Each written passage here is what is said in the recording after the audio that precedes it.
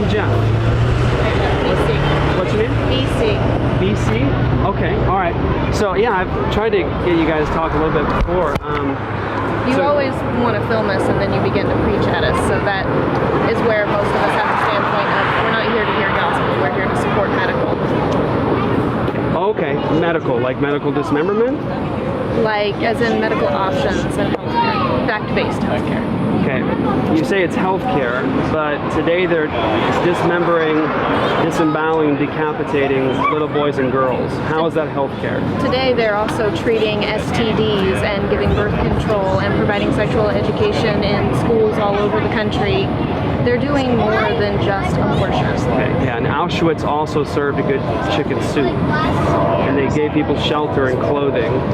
So do we ignore what Auschwitz did by saying they also provided jobs and labor and shelter and clothes to the Jews? Do we ignore what they actually did to the Jews? So for example, I know that there are pregnancy centers and healthcare centers, and you know this, all over the valley, that will provide those sorts of treatments. And they'll even do it in some cases, maybe at a lower cost or for free. But Planned Parenthood, this location today, is destroying babies. And see, this is what resonates with me. Your concern for other human beings, their well-being and their health care, that resonates with me because I'm a Christian and we're all in the image of God, I believe, and all of us have value and dignity and worth.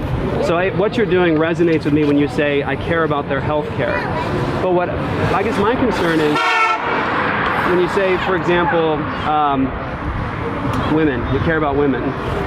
You know, I do too. And I think that what some Planned Parenthood supporters are doing is neglecting the 500,000 little women that are murdered by abortion every year. What would you say to that? What would you say to the little women who are destroyed by Planned Parenthood?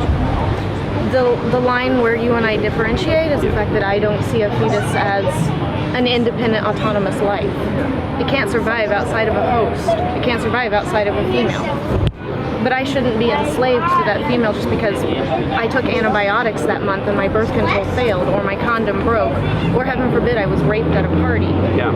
Or any of those reasons. We're not saying that people have to have that. We're not saying that you have to agree with it.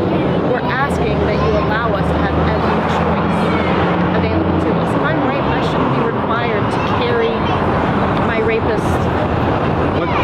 What's wrong with rape? I'm asking you to fill it out for me. What's wrong with rape? That it violates a person's rights.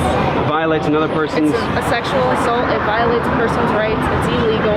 There's a plethora of... Okay, exactly. I'm in agreement with you, by the way, of course, but I think what we would say is wrong with rape, the violation of another person's being, doing things to their body that you ought not to do, we would both agree with that. That's the very thing happening in abortion. You're going to draw it back to that, but again... But it's true. What's your argument against it? My argument against it is the fetus is not an autonomous Why are you speaking Latin? Fetus comes from the Latin meaning small child or baby. Why don't you just use English? Fetus means baby in Latin. Our whole language is based on Latin, right? In many other forms. So you would have to ask me to stop using all forms. Why don't we use the English word and say small child or baby rather than using fetus, which is a Latin word that means small child or baby? Because fetus is a medical term that is widely accepted as English. And it means baby. So when you say a woman should be able to kill her fetus, we could also say a woman should be able to kill her baby. Okay, so if you would like me to alter my phrasing to what I truly think it is fine. It's a clump of cells. You realize, of course, that not only is that inconsistent with what God says it is, but it is also inconsistent with biological science. That argument was used 40 years ago, and it's a dead argument now. You realize as a Planned Parenthood supporter that the people who are at the top echelon of this field and argument don't use the clump of cells argument anymore because it is against biological discovery and science. The only difference biologically from the moment of conception to where you're at today, this is just a fact of science, is its size, level of development, environment, and degree of dependence. Yeah. So when do we kill people because of their size? When do we kill them because of their level of development. Like you're not, my 7-year-old is here today, he's not fully developed. Can I kill him because he's not fully developed?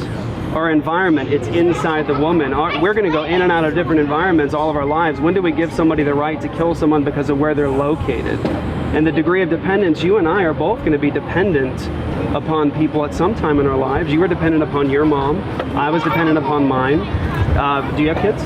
No. Okay. I have 4, and all my kids are dependent upon me. And sometimes it's like, it hurts because they cost a lot of money, but they're dependent upon me. I can't kill them because they're dependent upon me. And you and I probably at some point will probably be 80 years old if God gives us that much, and we're going to be dependent upon somebody. And do we say, well, I can kill them now because they're dependent? Biologically speaking, it's a fact, and you can look this up, you don't have to take my word for it, it's a fact that at the moment of conception, you have the full profile of you. The only difference is your size, level of development, the environment, and degree of dependence. Biologically speaking, that's it.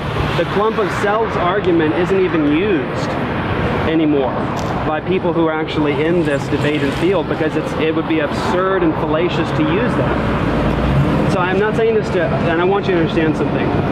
The cameras are here today because they're doing a documentary. I understand. Okay. But I care about you as a person. I'm not here to try to, I don't want to destroy you in an argument. I care about you as a person. And I do want to win you to Christ, to the truth. I don't want to hurt you. I don't want to simply, like, again, win an argument with you. But I do want to point out to you that all of us, and I mean this with humility to you, I'm saying me too, all of us are impacted by our surroundings and the things people say to us and our upbringing.